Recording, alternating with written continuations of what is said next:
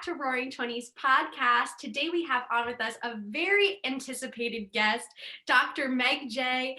Dr. Meg Jay is a clinical psychologist and an associate professor of human development at the University of Virginia, who specializes in 20-somethings, which is why she's absolutely perfect for us here.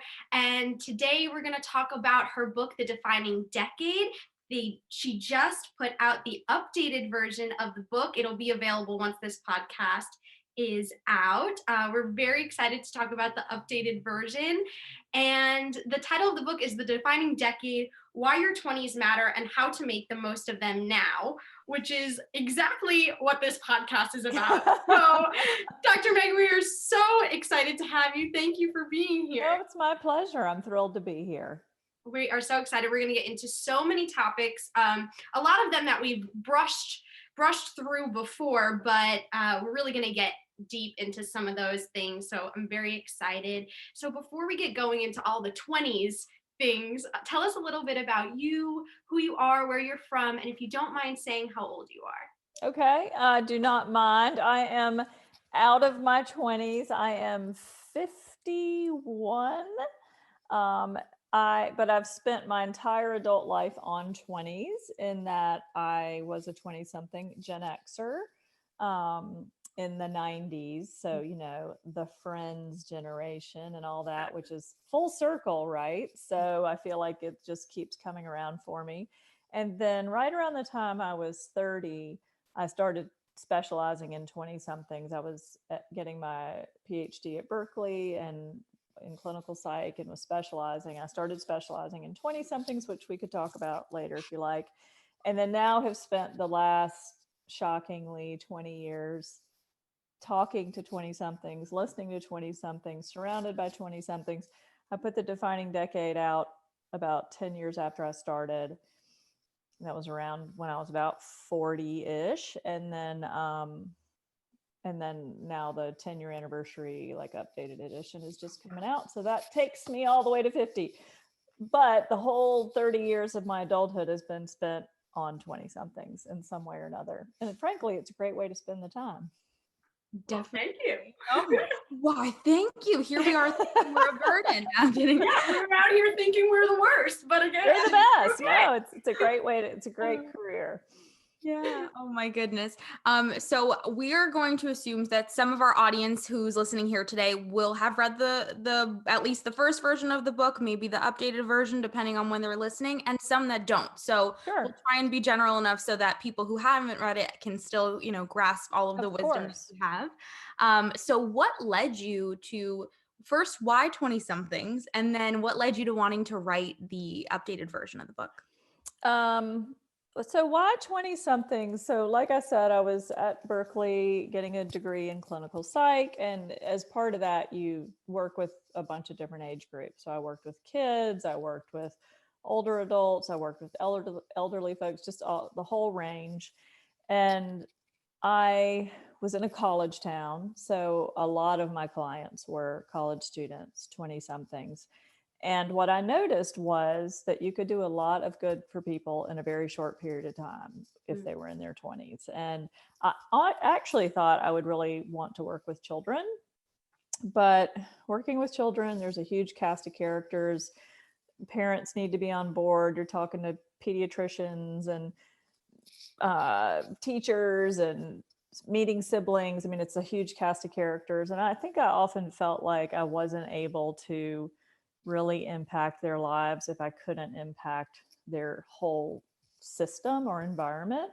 And what's so great about 20-somethings is they've just launched, they're on their own, so they're pretty agile, and so you can get in there and like help them make moves and without worrying about parents and teachers and, you know, whatever else. So that really appealed to me. But also I learned about this area of study called adult development, which I'd never heard of. And like most people thought, well, that's weird. I thought adults were already developed. But if you look at a 20-year-old and you look at a 100-year-old, everything that happens from 20 to 100 is adult development. And what was really not recognized at the time, which is more so now, largely because of the defining decade, is that your 20s are kind of the developmental sweet spot of adult development. It's like the first 5 years of child development, like that we know that you get in there, and that's when people are getting their first jobs and having their first big relationships. And that's when mental health gets both worse and better all at the same time. And that if you can get in there and kind of get in front of everything that's coming, you can have a huge impact on someone's life. Sometimes in the course of 5 sessions or 5 months or one book. So it's kind of hard to walk away from that just that ability to do a lot of good in a short period of time. Yeah, it's amazing. I mean, it's really the reason why we started this podcast very similarly. Is like, you know, me and Brenda, but we're both 25 now, and we were like, one, nobody's talking to us. 2, I am. What you say in your book, and yes, you are, thank God. But also, it does feel like for us, I know for Brenda and I, and for all of our friends, like we were kind of like thrown out into this world after you're no longer a student anymore, and like everything changes. And when you talk about the developmental period, it's so relevant to, I know, us and our friends. I don't want to speak for the whole world, but like I know that in my 25th year so far, and I'm only halfway through, I have changed more in a year than I think in my entire life. Like, absolutely. 6 months since in August, I think I have changed the most than like I would not be surprised. So most people don't know this, but your personality changes more in your 20s than any time before or after. And so, I mean, if you think about it, your brain is changing. It's going through its second big growth spurt. Work is changing, life is changing, love is changing, sexuality is changing, your environment's changing. And so that's all working on your brain, and it's all sort of knitting together. And so people change so much from 20 to 30. And so it's just such an amazing opportunity from where I sit. And as you point out, I mean, I wanted to work with 20 somethings because I felt like it was an incredibly important time that was being largely trivialized in popular culture as like kind of this sort of silly throwaway time. And also by treating it that way, people weren't acknowledging how difficult it is. It is a defining decade and a very difficult decade. And so there's a lot of work to be done there. People need to have these conversations in the open, and they need someone to be talking to them. And so that was, I think one of your questions was, how did I end up writing The Defining Decade? It was after 10 years of working with 20 somethings and realizing, you know, my private practice was overflowing, my office hours, you know, teaching at UC Berkeley and then at UVA were overflowing. And I felt like somebody needs to write all this down and get it out there. So that was me. Yeah, and you did it beautifully. I want to jump into something that you talk about in the book, which you call the under 30 set. So can you talk about what that means? And when I read that, I was like, what defines somebody as a child versus an adult? Because us 20 somethings feel like we're squandering between the two. In between, yeah. Well, I mean, that's funny you picked that out. I think I just threw that phrase in there of just people under 30 that, if I remember correctly, I think I was saying something about enough people talking about the under 30 set. And what if we talk to them, with them, you know, have a conversation with them was the point of that. But, you know,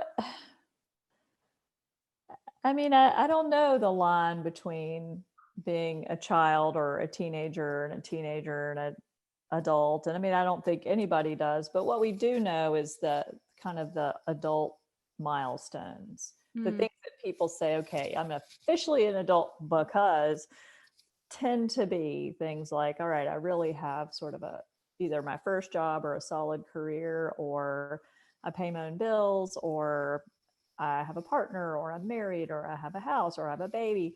That those are things that traditionally, and that may, you know, one day just no longer be the case, but traditionally have been seen of like, these are adult milestones. And so we know those happen later now than they used to on average, closer to 30. It used to be before my time, but like in the 1970s, it was like these things were happening at 20. Yeah. Which is amazing. Amazingly terrifying, I should Totally. say. So now they're happening closer to 30, which is an amazing opportunity if you use the time before those things well. And so I think, a lot of 20 somethings feel like, well, I can't be an adult because I don't have all those things she just rattled off. I have one or two. And, I don't know. I don't know if it matters, at what point somebody does or doesn't officially become an adult, as much as they sort of engage with the process of their own development of what is the life that I want for myself, no matter what I do or don't call myself, and how do I take ownership for that. I think at some point in people's 20s, they realize, often quite shockingly, that whatever's ahead is up to them. Yes. And that's a little bit terrifying and empowering. But that is a big shift, I think, toward adulthood, is realizing it's actually your life.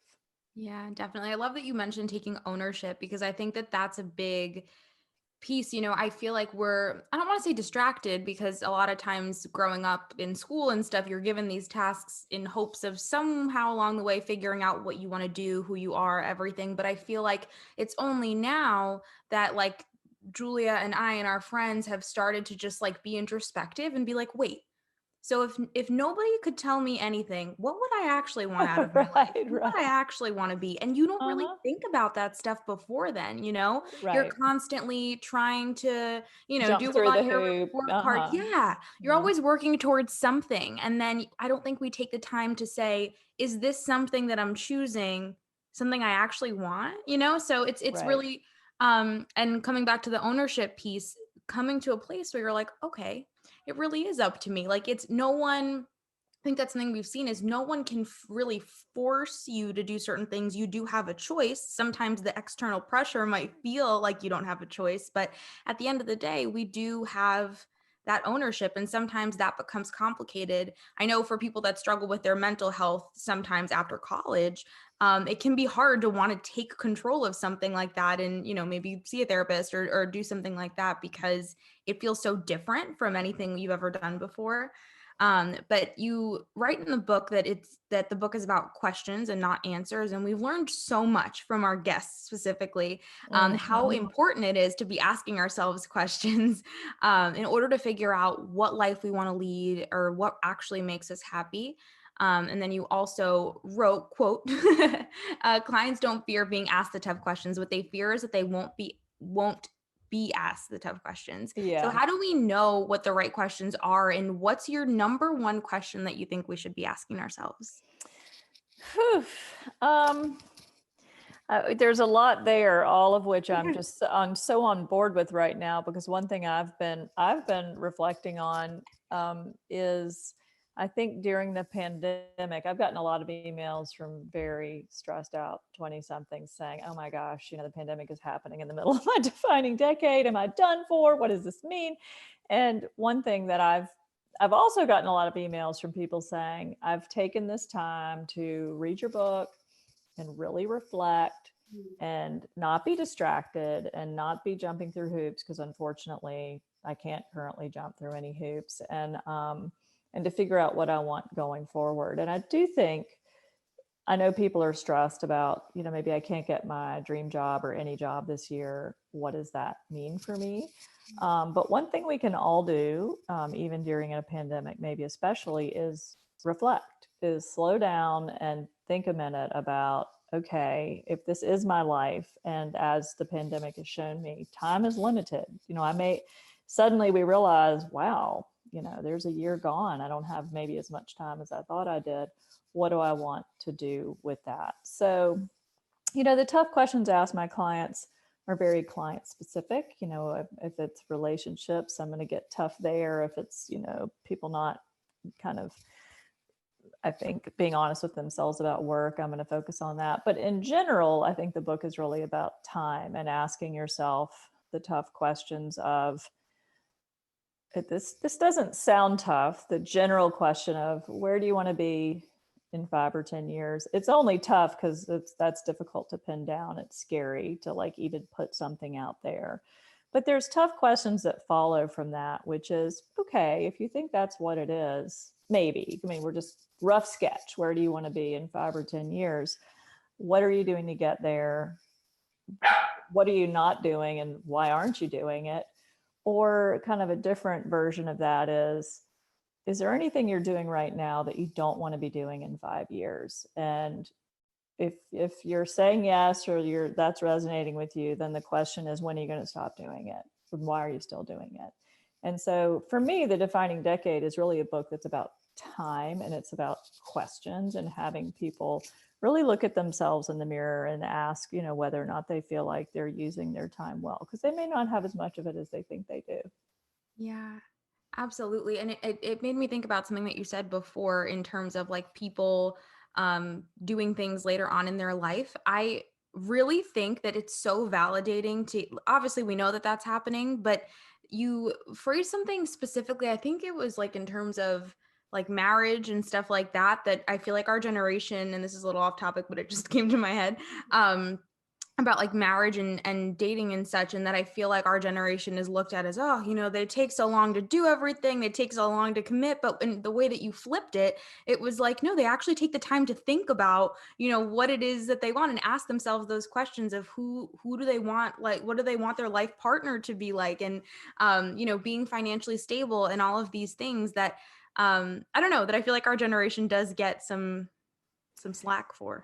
Oh Lord. I mean, so as a Gen Xer, that the adult milestones were pushed back for us also. I mean, I think the average age of marriage has been late 20s since Gen X and beyond. So this is every 10 years or so, it's sort of, what's the problem with so-and-so? And so, I think it makes good headlines, and it makes, for some good clickbait and eye rolling. But I mean, there are a lot of reasons, many of which are economic, that these things are happening later than they used to. Totally. And it's actually an amazing opportunity to, get in front of them, to think them through, to try out different kinds of relationships, try living in different states, to take some career risks, to change your habits, and really get to know who you are before you worry about who you want or who wants you, but to really figure out who you are. So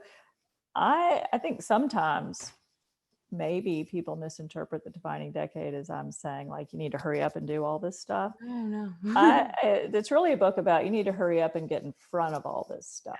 And that to use this time, I'm assuming people are going to, quote, settle down later. So given that, what can you do to kind of assure that you settle down in a way that you feel good about when the time comes? Absolutely. And I'm so glad that you said that.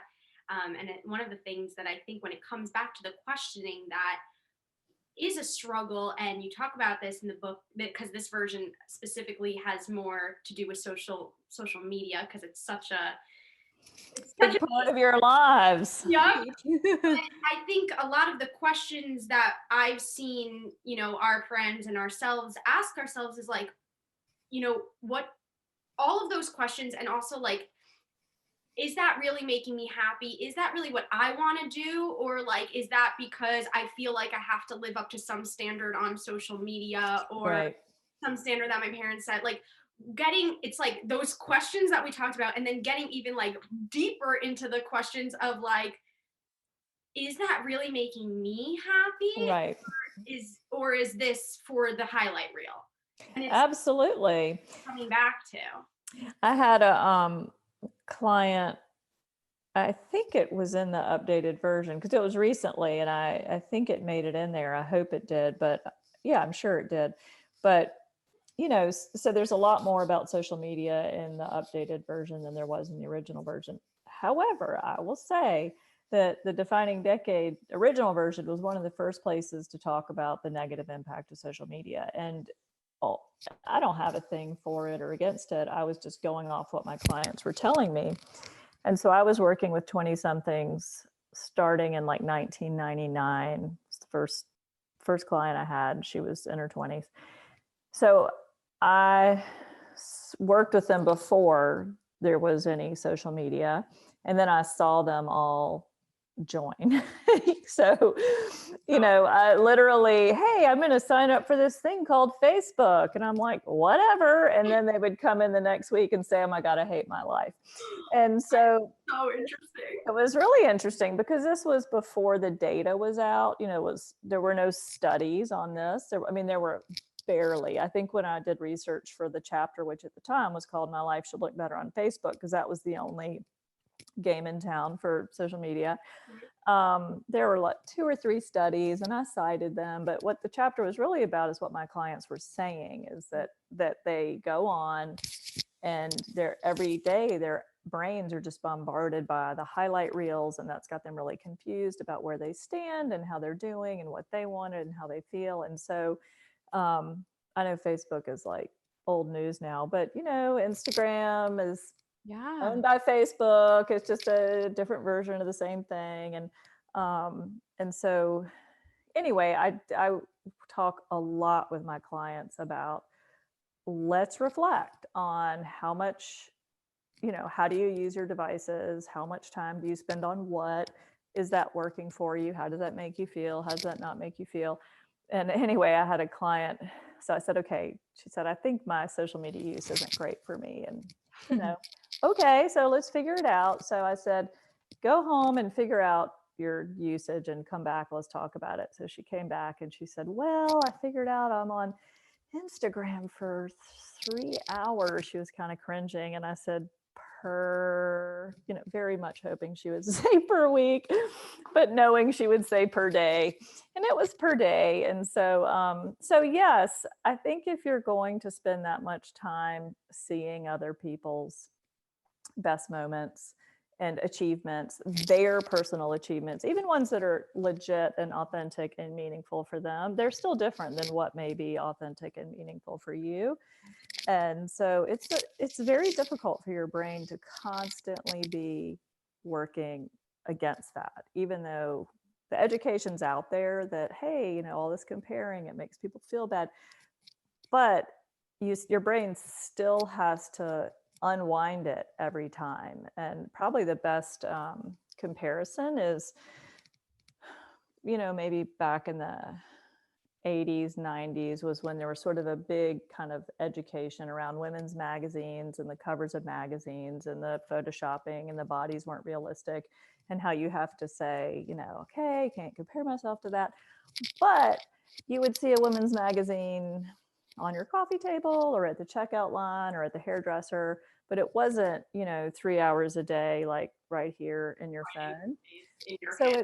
So it's so much. I think people just really don't realize what an emotional exercise it is for people to be like battling against that all day, every day. Absolutely. Yeah. And we've seen it time and time again. I mean, we have these conversations, and I feel like Julia and I, at least once an episode, at some point come up to talking about social media. And although we logically know that if someone posts a snapshot of themselves and, I don't know, their significant other skydiving in Dubai, it doesn't mean that they didn't, maybe get into a little argument 5 minutes before. You have no idea, right? But in that you moment, have to do that whole thing. Mm-hmm. You have to actually think about it, because your initial response, especially in areas that we feel personally insecure about, let's say about career, right? Like seeing someone who you love and care for and are proud of, and seeing them excel in some sort of area, you're happy for them, but a piece of you is like, ooh, should I be doing that? Should I be there? How shameful,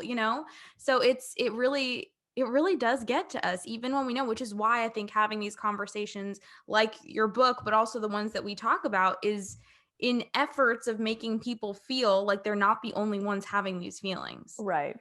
And to help them realize the most important conversation that you have is with yourself, of what do I want? What makes me feel good? I mean, because you'll run up against this. I mean, not just in social media, but I was thinking, because we're talking about when I was in grad school, I remember when I was at Berkeley, typical, top tier academic environment, it was, well, you've got to be research, you've got to be tenure track. That's the thing to be. And I remember having to really work hard to keep my head straight that actually wasn't what I wanted, that I wanted to work directly with people and have a private practice and write books and go my own way.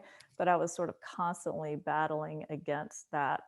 It was sort of a little microcosm of social media in a way of, no, this is the thing and everybody needs to do it. But I had to really hold on to what actually made me happy and what was success for me. And of course, that's the way you should go. Yeah, absolutely. It's so important sometimes to like try to shut out the noise a little bit and really be like, is that even what I want? Right. Really, it's not. Might look good on paper, might look good on TikTok or whatever, but is that actually what I wanted? Exactly. But so this term defining decade, you quote in the book that 80% of life's most defining moments take place by age 35, which at first glance can feel scary. Like, oh my God.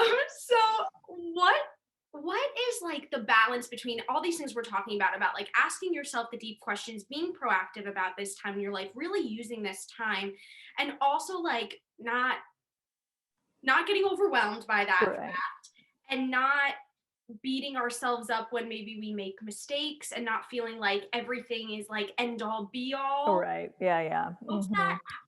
Where's that balance? Yeah. I think it's remembering that,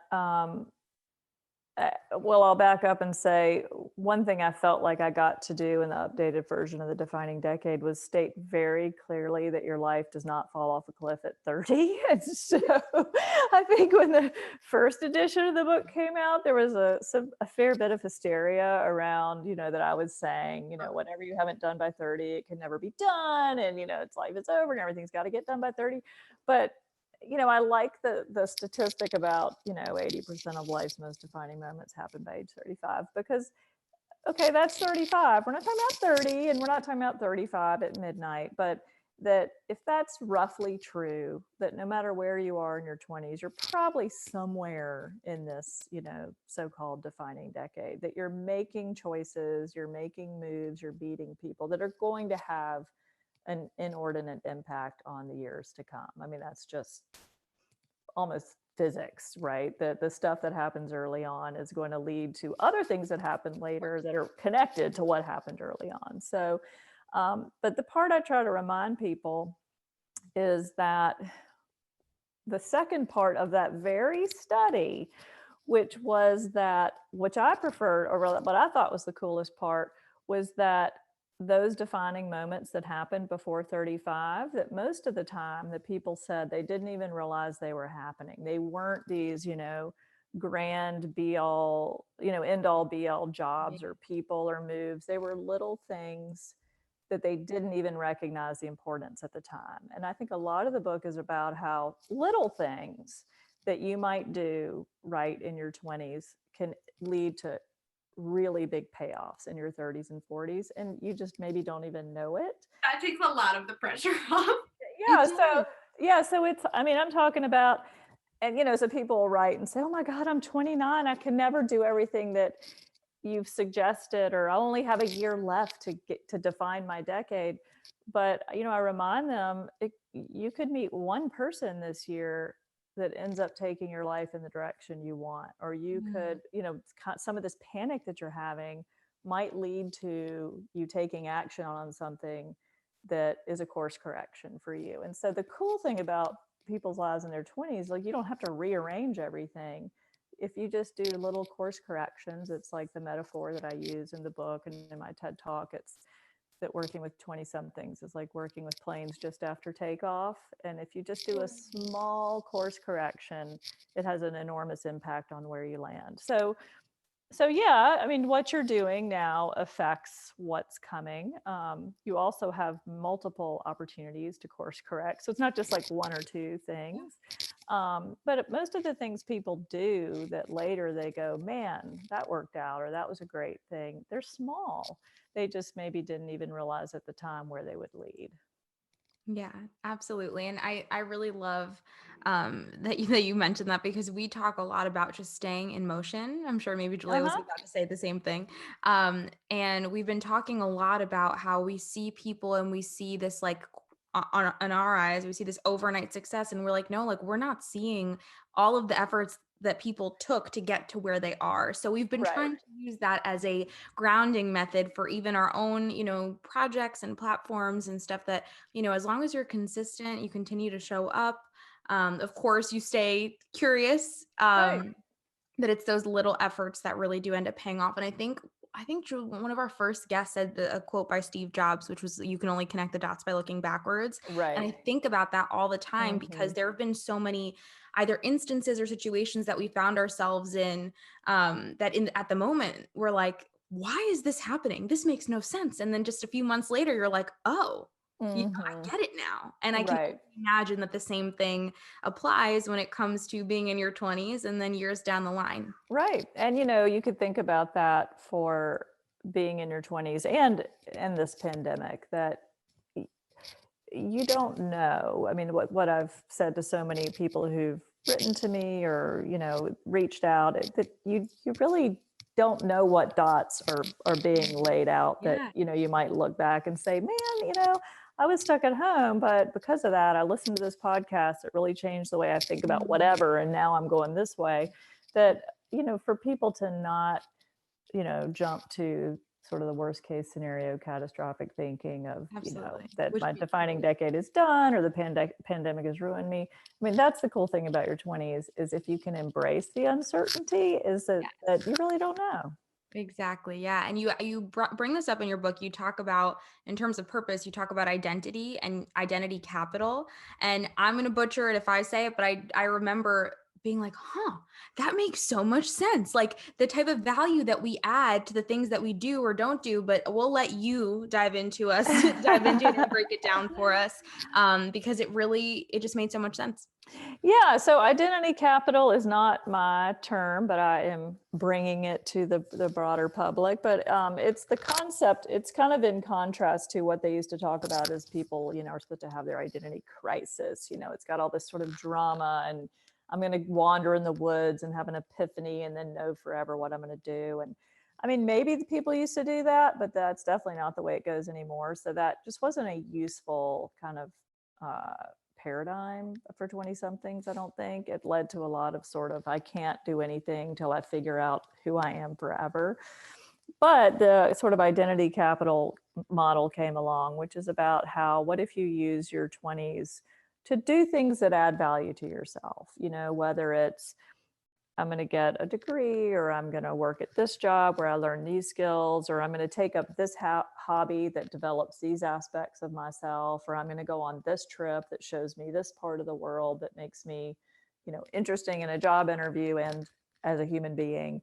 And so if you just kind of keep adding value to yourself and building up pieces of identity capital, that these will pay off over time. And, again, with the small things in your 20s, it's like money, that small investments in your 20s can really, grow a lot, grow exponentially over time. And so I really just talk with clients about, you don't have to know what you're going to do forever. This doesn't have to be your last job. I mean, on average, 20 somethings have 5 jobs before the age of 30. So whenever I have a client who's wrapped around the axle about like, I don't know, is this what I want to do forever? I say, well, sorry, you don't get to do this forever. It'll probably be about 2 or 3 years. So is this worth 2 or 3 years of your time? Is your identity capital Mm. there? If so, start it and then see. And if it's adding value to you and you're learning, then you stick with it. And if it's not, then you go to the next thing. But with each piece, you sort of build up, quote, your worth. I mean, kind of in the career marketplace. Right, because you're at least if it's at least if it's a job and you thought maybe you wanted to do this and then you end up hating it, like then at least that, like that's at least something. Absolutely. You've done that. I got that out of the way. And you probably, in that job, I've been talking to to clients about this recently, because some of them have jobs that are not what they would have wanted, but because of the pandemic, they're the ones that they could get or the ones that they have for now. And helping them realize that even in like a cruddy job, you're probably learning things that will be useful in another job, you know. Mm-hmm. So you know, I had a client who actually was helping produce a podcast that she doesn't sound as fun as yours. And she said it was a pretty cruddy job. And so I asked her, you know, well, what are you doing exactly? And so she said, well, oh my gosh, everything. I figure out who the guests are and I contact, you know, I have to contact them, find inroads into them, write these nice emails to get them to even make contact with me. And then if they're coming on, I have to research their background and I write the questions. So I said, okay, so you're, you know, doing like networking and you're researching and you're synthesizing and I mean, so there was a lot of skill building going on. It just felt like a cruddy job. And so I think sometimes even jobs that don't feel like amazing pieces of identity capital have it in there. We just don't, coming back to your reflection point, we just don't slow down and think about what exactly we were getting out of something. Yeah, I feel like it's so, we keep learning so much that like about reframing and about taking the time to really like take that step back and reflect, okay, you know, what am I taking from this? And sometimes you do have to do that reframing about it. Like you said, like, it's not, yeah, okay, maybe this particular job is a cruddy job, but like, look at all this stuff that I'm gaining that I now have on my resume to talk about that'll bring me to the next, maybe the better job. But in relation to that, you talk about potential in the book and like that our 20s are a lot more about potential than proof. Right. And I think the thing that feels scary about the word potential is like not living up to it. And I think a lot of 20-year-olds feel like, well, if I'm doing this job, am I not living up to my potential? Am I not doing what I went to university for? Is this boyfriend less than I have potential for? Is this apartment less than I have potential for? You're right. You know, that spiral. Yeah. So what's the deal with that? I would say the deal with that, I don't know if this is going to be what you want to hear, but my honest answer is that, I mean, I think a lot of my clients live up to their potential eventually, but not in their 20s. And so, I mean, I was not living up. I mean, could we all always be doing more? Sure, fine, but I let go of that a long time ago, which you will also enjoy doing in your 30s and 40s. But, you know, do I feel good about what I've done with my career or what I've, you know, done with this book or that book or, you know, whatever it is? Yeah. Was I doing any of that in my 20s? No. I was laying the groundwork to ultimately feel like I lived up to my potential in a way that, you know, feels authentic and enough for me. So, so I think, you know, it's interesting because there's so much about living your best life, you know, in your 20s and, you know, on social media. But I mean, most people's best lives are not in their 20s. And I say to my clients, if the best years of your life turn out to be your 20s, something has gone horribly wrong, right? Because it should, I mean, if you have a great life in your 20s, that's awesome, but you should also have a really great life in your 30s and your 40s and your 50s. And trust me, when you get there, you're going to want one. As much as you want it now, you're going to want it then. Yeah. And, but for most people, you know, their best jobs, their best salaries, their, you know, kind of their best, not even just relationships, but their best points in their relationships, their best friendships. I mean, most of that actually happens after your 20s. So I guess I would say take the heat off of all of trying to achieve that now and just think about laying the groundwork for that or, you know, working toward that.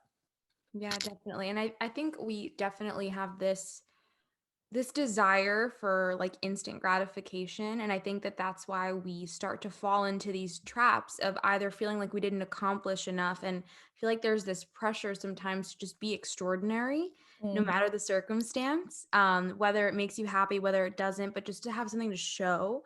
And that doesn't mean that everyone who does this isn't ambitious or doesn't deserve, fulfillment and joy and all of those beautiful things, but it's just this pressure to do it right away.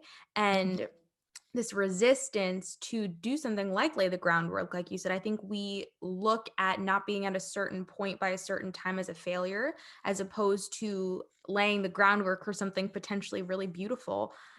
So I think our audience, whether you realize it or not, will benefit from hearing that, like, that's what it's about. That's what your 20s are for. Of course, enjoy, as all of our time on this earth is meant to be enjoyed, but also it's just those little steps, and along the way we might figure something out that's different from what we expected we would want.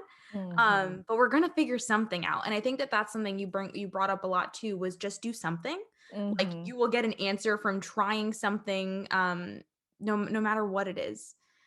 So let me ask you, because y'all are smart people, I can tell. And so if you can look around and see that, if you think of, I don't know, 10 people that you admire or respect, or I don't even just mean are famous, like just famous people, but famous, well-known people that you admire, respect, or think, oh, I'd want to be them. Were they at the sort of the apex of their career in their 20s? No. I mean, so there's some outliers. There's your Mark yeah. Zuckerbergs, there's, but if he's not on your list or you don't have 10 of him, most of those people it was later, right? So where's the disconnect between that reality for them, but you feeling like you're failing by not having it for yourself? It's social media. I think it really comes back to the social media. And even though we know it, like, right, we know that it's the highlight reel. We know that those people that we look up to, like, it didn't happen in their 20s. It like every time you really, like we were saying before, every single time you have to reprogram. Right. Time. Like, I it's feel a lot. Like, yeah. Like, because I feel like I totally know that. Like, when I take the step back, I totally know that. But still, every time I open Instagram, I'm a failure. I'm not there. Like, and it's like, why? My question is, like, why doesn't that stick? Like, right. Why is it? Yes. Like, why do we have to keep relearning that lesson? And I think it's partially due because, like, we know it logically, but the way that we internalize it in that moment is just so different. Because I think when we look at it, we do interpret it, even with what we know, as that someone else's reality, like, that's it. But I don't know. It's very confusing. Well, it's also the thinking, there's the amazing Daniel Kahneman book, Thinking Fast and Slow, which is about sort of rational thinking and then like fast emotional thinking. So the emotional fast thinking, it's like fear-based, and the fear is, I'm going to fail. I won't be somebody, that I won't meet my potential. That thinking happens very quickly. And then their rational thinking has to come in and be like, okay, I've got to unwind this again. so you're human, but I think, you're wise to pay attention to what's triggering this in you and make some choices around social media that might be healthier for you, if you're speaking from experience, or to figure out, how can I put this in a corner, how can I. So I've had clients say, okay, I just have, the one who told me she was on Instagram 3 hours a day. Actually, should say that she's used the pandemic to get sober, which has been amazing and awesome. And since she was getting good at kicking things that weren't good for her, she's cut out Instagram. And she said, you just need to tell everybody, get sober and cut out Instagram. They'll be so happy. And I don't know if that's for everybody, but I have other clients who have taken apps that they look at too much off their phone, and they're just on the laptop, because that's less constant. But I think, obviously social media is here to stay. And as adults, you were asking, what's this thing with adulthood we have to do? And one of the things we have to do is moderate ourselves around substances, whether it's pot or drinking or, other substances or food, that it's sort of up to us to make healthy choices around that. And without a doubt, devices is one of those. Yeah. And there are definitely so many, like we talk about how it can be really detrimental and really harmful, but also luckily there are some differences on social media where people are embracing vulnerability and where they are, having conversations like the ones we have today or on our show, and showing people like, hey, I don't have it all together. And that was really scary for us to do after college, because of course we want to post, oh, I won this award or whatever sometimes, because that's it's almost like your go-to. Right. And to be like, hey, we don't have it all together was tricky, but we've found that it's made people connect on such a deeper level. Oh, yeah. And you mentioned time, and setting limits and stuff like that. So boundaries are really difficult. I know I really struggle with setting boundaries in general. So whether it comes to comparing ourselves to others, negative thinking, what's your best advice on setting boundaries with ourselves and others, like around our time? So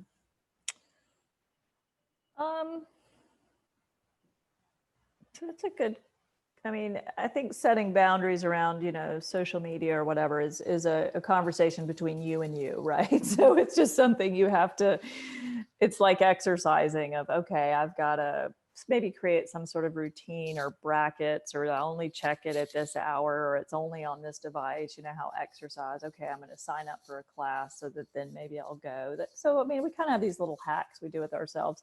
What I find boundaries that are, I don't know, most challenging, but in a different way challenging, especially with 20 somethings, and maybe with 20 somethings women in particular, is boundaries with other people. Mm-hmm. And that they really have trouble saying no, or I can't, or even I don't want to. And so that's a big one. So I had a client tell me one time, she lived in a basement apartment, and you could see the stairs to the apartment, they came down in front of a window. And she had a particular friend who often did kind of the drop by, without calling first. And if she saw her coming but didn't want to hang out, she would go hide in the bathroom.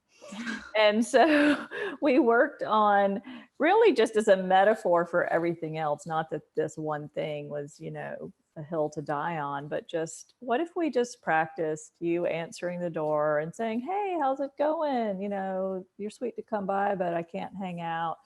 And just practice sort of saying it and getting rid of her, and seeing life didn't come to an end and they were still friends, and that she felt sort of more in charge of her life. And we kind of use that as a metaphor for a lot of things at work.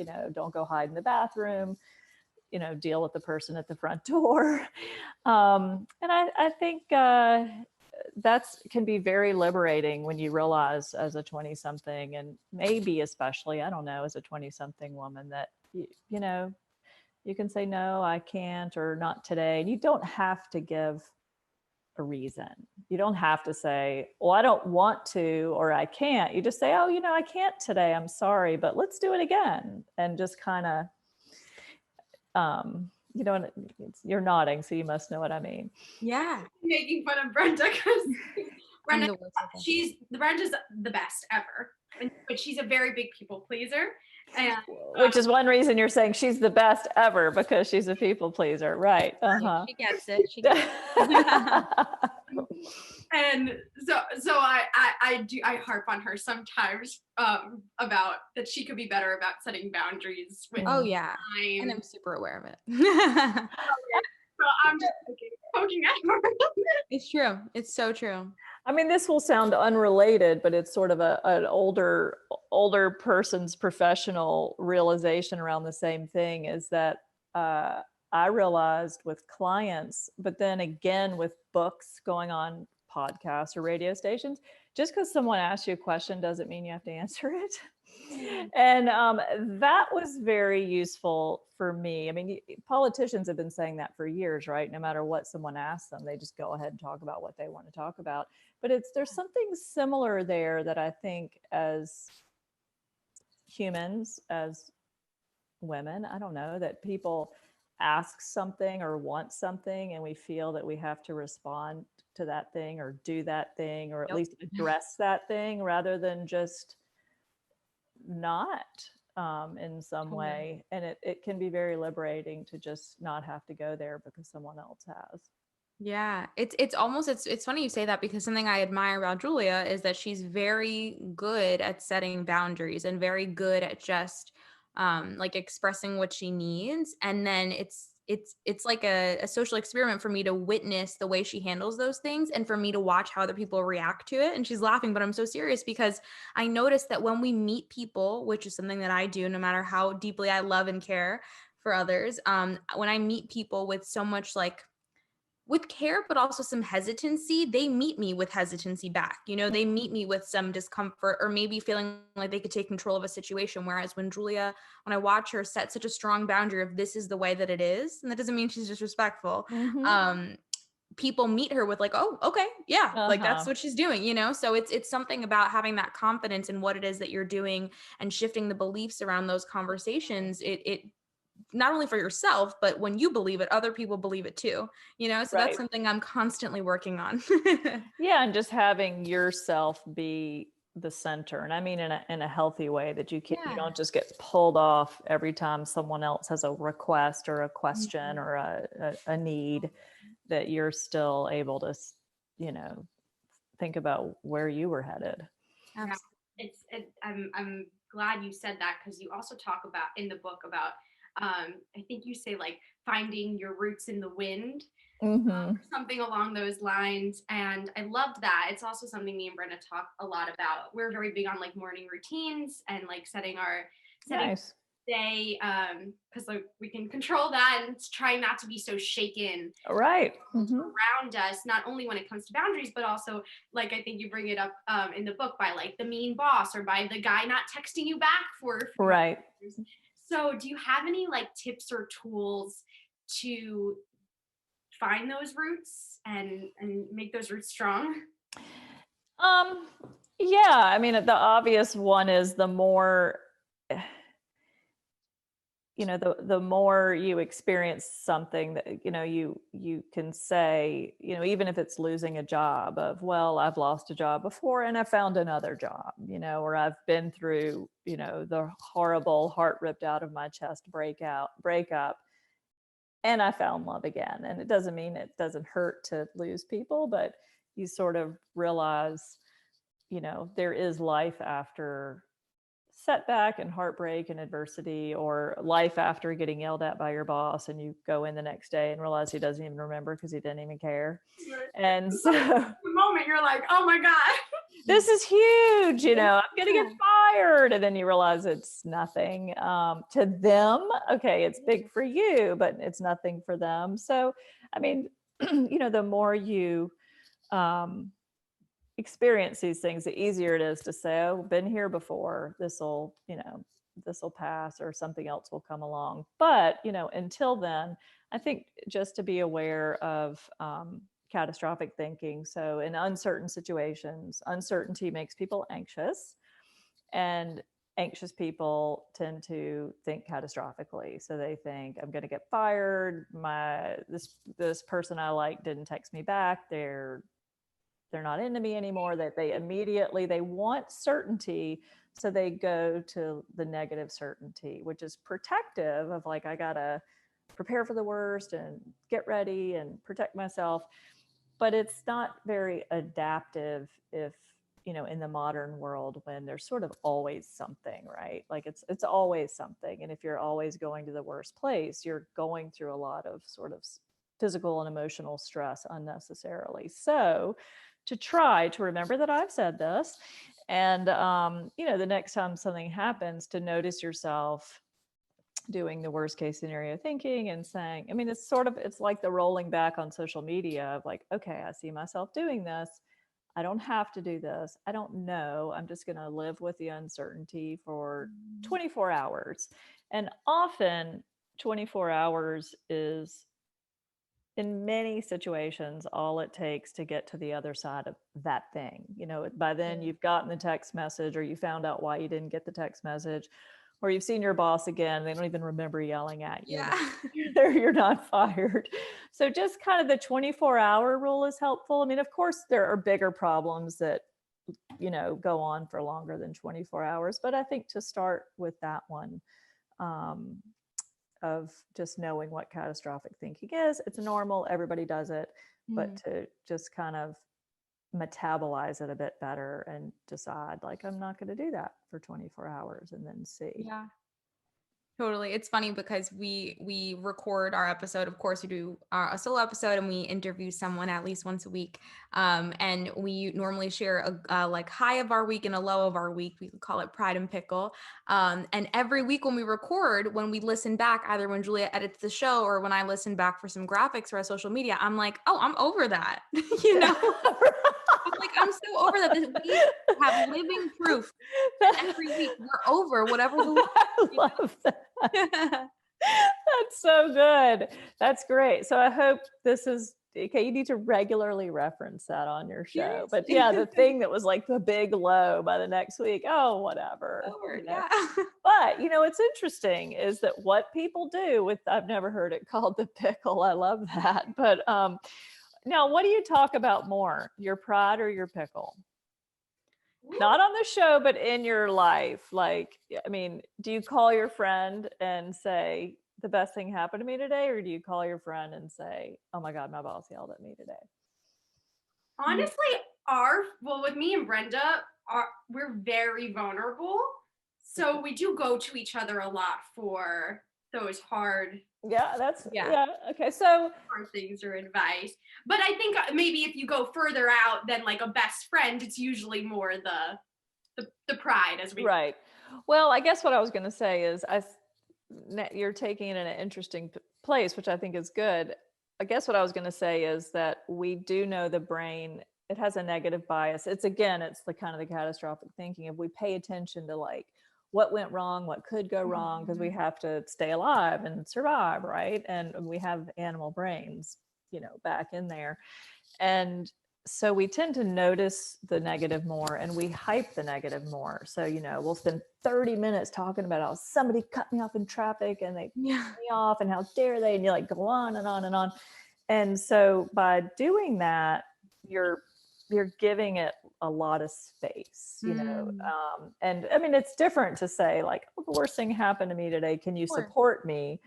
Versus like, I just have to sort of give the negative thing all this airtime. So I don't think y'all would have known this, but have you ever heard of semester at sea? Probably. Actually, yes. Okay. All right.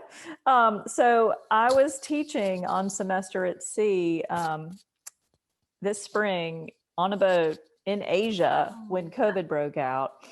And I was actually teaching positive psychology, which is, sort of the science of happiness, for lack of a better phrase. But anyhow, we talked a lot about the catastrophic thinking and how it's so easy when something goes wrong. It's like a drop of gray paint in a bucket of white paint. We just feel like it's ruined, and all we can think about is that drop of gray paint. That we forget about the bucket of white paint.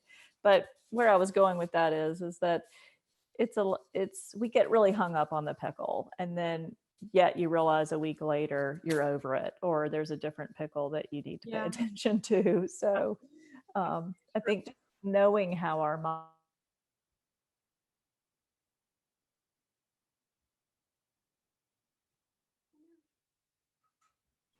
Oh, we lost you for a second. Oh, sorry. It's okay. You were saying knowing how your mind. Oh, knowing how your mind works is useful, even though you kind of still have to do the unwinding, but sort of the more practice you have with it, the less, the more you go, okay, 24-hour rule. Okay, I'm not going to be catastrophic about this. And you just get a little bit better at it. It becomes a little more automatic.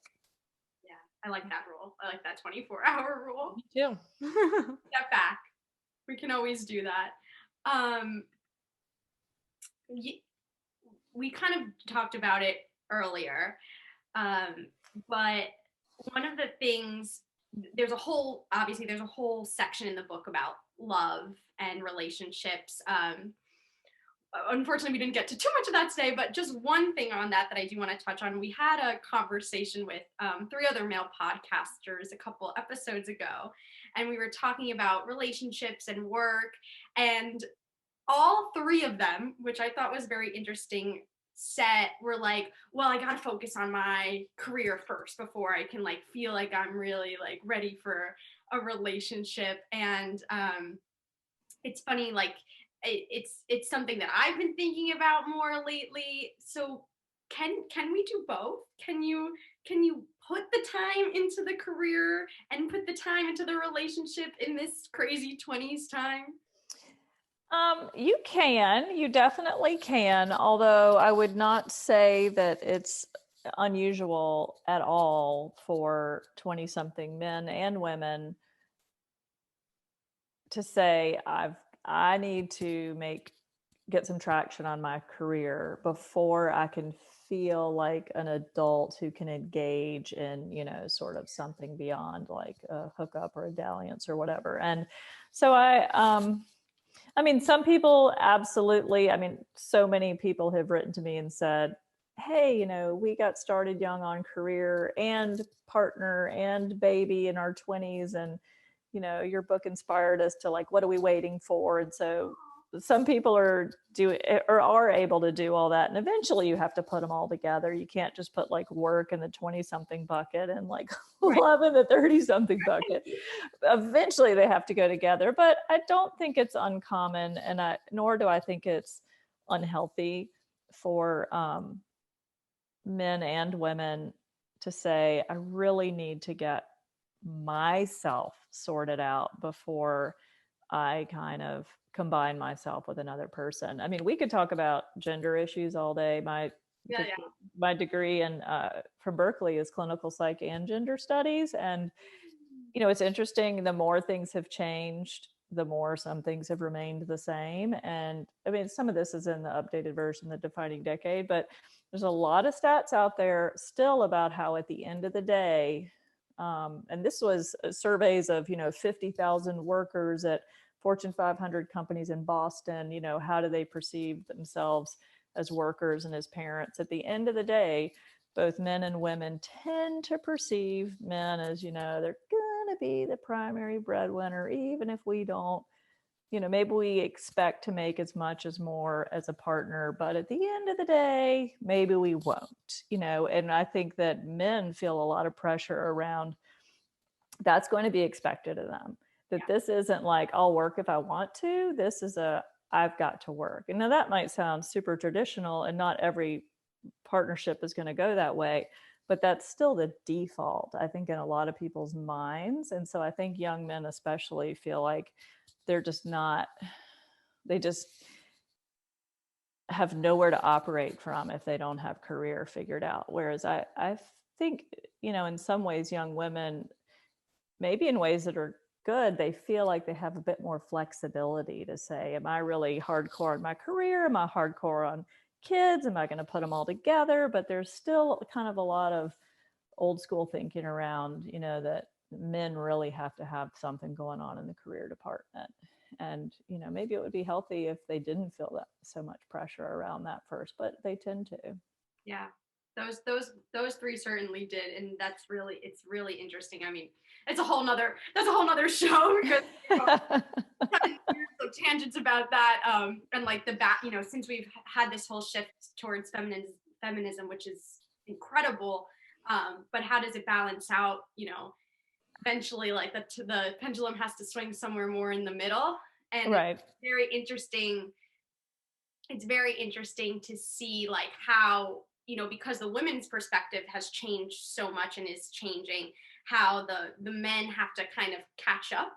Right. Like how that's gonna, especially at this age, like how that plays a part in like what they perceive their role to be. Right. That women feel like they have more choices, in theory. Economics and pandemics tend to intersect with those. But in theory, like there's a lot of different ways to be a woman in the world these days. And I think, men's roles are expanding less quickly. And I mean, in a way, I mean, we're all to blame for that. And that I do think that both my male clients expect that they'll be relied upon to have a job, at all times somehow. And I think, a lot of my female clients, I don't know that they feel that pressure, even though statistically speaking, most of us will always be, I mean, I've never not had a job, and, most of us will probably always be working, but there's still that whole asterisk of like, well, I could go a different way. Oh. And I don't know if men feel that as much. Yeah. So interesting. Totally. A whole nother show. Yes. Whole other show. But so we just have a couple last questions for you before we okay. Thank you for being so generous with your time. Oh, sure. Yeah. Incredible. You brought it up before as well. You said, and in the book you say, if you're paying attention to your life as a 20-something, the real glory days are still to come. And you brought that up earlier about, hopefully your life beyond your 20s will be better than your 20s. Yes. And all amazing. But what has been the biggest help to you in paying attention to your life? And as much as we're, being proactive and being in motion, in also enjoying it? Okay, so that sounded like two questions of what's helped me pay attention? Was that one question, or what's helped me enjoy it? Oh, it's funny that it's two separate things. Not necessarily, but I could. No, but yeah, I think we get so caught up, like we've been talking about, using this defining decade to the best of our ability. I think sometimes it's hard to sit back and like pay attention to our life and take real inventory of like what we have to be grateful for and all the joyous things, because we're always on to the next or wanting to do the bigger, better thing. So I guess just advice on like paying attention more. For me personally, and I mean, this might be something about my psychology, but I do better when my time is limited. So when I perceive that time is limited, I both work harder and enjoy my life more, because I perceive that I don't, can't sort of do all that somehow later or, whatever. And so,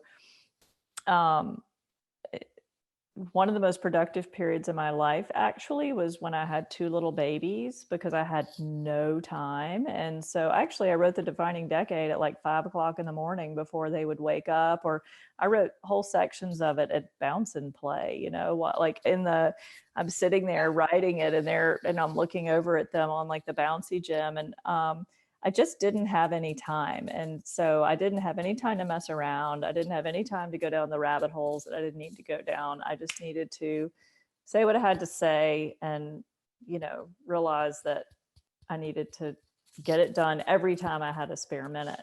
At the same time, having limited time sort of also helps me enjoy more. I mean, kind of kids have helped with that too. You realize they're not going to be around forever. So you try to enjoy, what you can enjoy now. And so for me, it's whenever I feel like I have limited time, I make better use of it.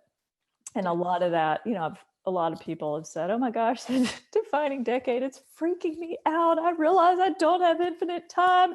And I'm secretly thinking, it's really better that you realize you don't have infinite time, probably, because that does, even though it can make us feel a bit, stressed or anxious, that's also where some urgency comes from. And if people give you the urgency, but also the tools, then you can do something there. So for me, it's any way that I can realize I've kind of got a deadline on something, like a true deadline in the world or a personal deadline, then, and that also goes for, enjoying my life. I tend to make sort of enjoyment deadlines of, going on semester at sea, for example, something I just did for the fun of it. And I didn't have, I can't wait forever, or I'm not going to be able to go biking through Vietnam if I'm doing it at 60. So I needed to go ahead and do it. And so I try to give myself the urgency. Love that.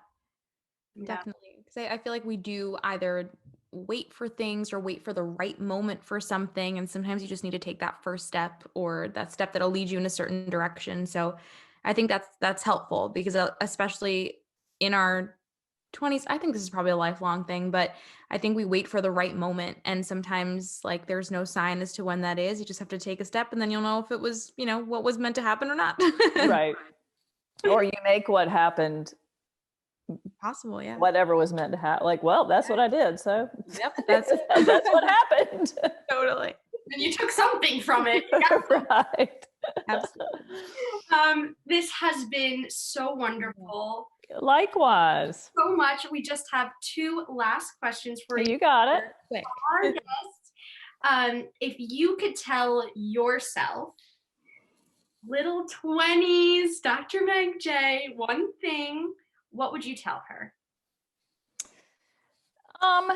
I've been asked this question 1,000 times, and because that's a great question, and I have my same answer, hasn't changed in 10 years of answering the question. And this is not unique, but this is relevant to me, right? So your 20-something self may need to hear something different, but if people ask me like, what would you have done differently about your 20s, or, blah, blah, blah, whatever, I usually say I probably would have taken my relationships more seriously a bit sooner. Because I think like many modern 20-somethings, I got to get out there and, bust my tail at work and go get a PhD and, figure out how I'm ever going to pay all these bills everybody says I'm going to have eventually, and a mortgage I'm supposedly going to have eventually. Like, that all made sense to me. I think the relationship piece, because it's harder to put on like a schedule. You don't go to graduate school for it. I couldn't really figure out how to engage with that in a meaningful way as early as I might like to have. And I mean, I'm happily married. I have 2 awesome kids. However, as I make very clear in the book, there was a period of my life in my 30s that was extremely crunched. And even though I just said I was very productive during that time, it was not easy. And I'm talking about like 2 years, 1 year, just a little bit more wiggle room for myself in my 30s, I think would have been healthier for me personally. Maybe not for you or for your listeners, but I think that I remember I was in grad school and I was talking to a mentor, and I don't remember how it came up, but she said something like, well, could you just go ahead, and because I was, with my partner, and she said something like, well, could you just go ahead and, have a baby now? I was like, no, I'm in grad school. I have to finish grad school before I do any of this. Like, I was doing that whole, like, I can't put these things together thing. Totally. And so I waited in a very linear fashion. I'm going to finish. I literally walked across the stage pregnant with my first baby. I'm going to have this clear work, then family thing going on, which was fine. It all panned out. But in retrospect, I could have woven those together sooner than I did. And so back to your excellent earlier point is, I think it makes sense to get your feet on the ground career-wise, but I do think we can weave them together maybe a bit sooner. That then ends up saving us a bit of a crunch. Later on. Totally. Yeah, no, I think that's great advice. I think it's something, if anything, for people to think about and see how that they can take that and either apply it to their life or, or not, right? Or not, exactly. Take what works for you and leave what you don't. What doesn't. We can get to it, but for everyone listening, like in the book, there's obviously a whole part on relationships and love, and also on networking and like now, which was very impactful to me. So just for everyone to have things to look forward to. That's right. They got to read it. Got to get out there and start to read it. There's a lot of relationship stuff in there that was extremely impactful. Excellent. Definitely. Good. And speaking of the book, which of course we've talked about a lot today, but where can people find you? Where can they find your work? And where can they get the book? Where? I hope if my people are doing their job properly. They should be able to get the book everywhere. It's Amazon, Barnes and Noble, Books A Million, Walmart. I mean, Kindle, everywhere. iBooks. It should be everywhere, or else somebody's in hot water. It's already available for pre-order on Yep. So it's, by the time y'all post this, it'll be fully out. Although it's currently pre-order, you can get it. If you have follow-up questions or whatever, I'm megjay.com. I'm pretty easy to find on the internet anyway. So incredible. Yeah. Yay. Thank you so much. Oh, it's my pleasure. It's a great way to end my day. So good luck with the podcast and your 20s and beyond. And beyond. Goodbye, everybody. Bye, everyone.